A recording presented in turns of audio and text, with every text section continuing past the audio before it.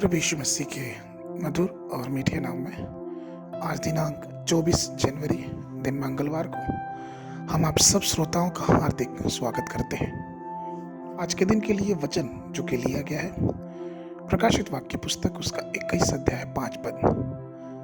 वचन कहता है, और जो सिंहासन पर बैठा है उसने कहा कि देखो देख मैं सब कुछ नया कर देता हूँ। फिर उसने कहा कि लिख ले, क्योंकि ये वचन विश्वास के योग्य और सत्य है।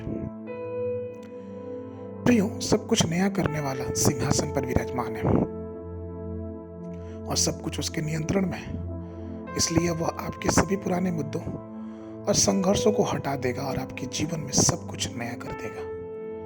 जब प्रभु आपके जीवन में एक नया कार्य करता है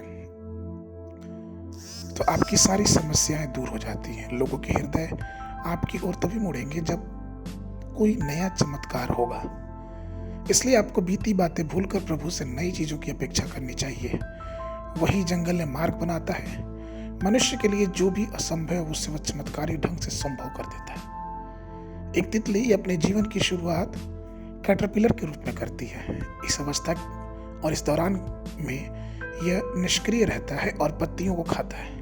फिर यह प्यूमा बदल जाता है और पौधे की शाखा पर लटक जाता है और अंत में यह एक सुंदर तितली के रूप में विकसित होती है।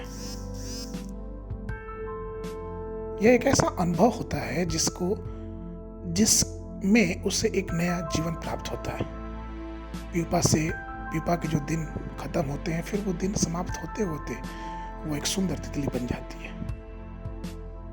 इल्ली जो पत्तियों को खाती है और फूलों से शहद चूसती है, अब वो तितली के रूप में बन गई, अर्थात सब कुछ उसके जीवन में नया हो गया। दूसरे कुरिन्थियों की पत्री उसका 5 अध्याय 17 पद कहता है, सो यदि कोई मसीह में है तो वह नई सृष्टि है, पुरानी बातें बीत गई, देखो सब कुछ नया हो गया।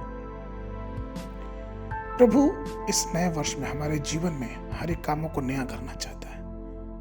वो हमें अपना अनुग्रह, अपनी आशीष, अपनी सामर्थ्य से हमें नया करना चाहता है। वो चाहता है कि हम इस नए वर्ष में एक नए संकल्प के साथ आगे बढ़ें।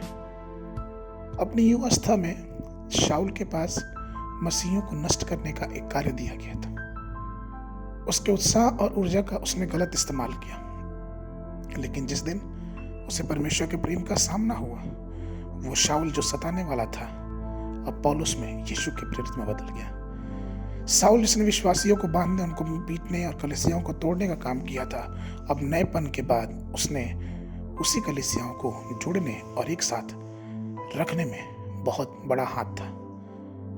इतिहास को भी प्रिय 2 भागों में बांट दिया गया है, बीसी और एडी। बीसी मतलब बिफोर क्राइस्ट अर्थात यीशु के पहले, एडी मतलब एना डोमिनी अर्थात प्रभु के समय में।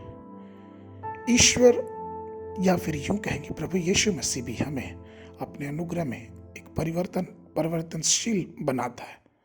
इस नए वर्ष में आइए हम प्रभु के अनुग्रह से अपने जीवन को परिवर्तित करें और एक नए रूप में परमेश्वर के सामने अपने आप को प्रकट करें।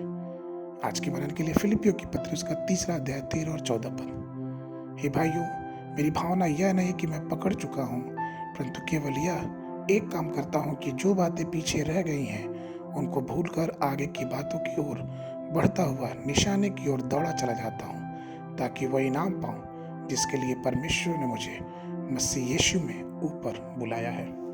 बाइबल अध्ययन के लिए सुबह के समय निर्गमन की पुस्तक उसका 9, 10 और 11 अध्याय, शाम के समय मत्ती रचित सुसमाचार उसका 15 अध्याय 21 पद से लेके 39 पद तक। परमेश्वर आप सबको आशीष देवे।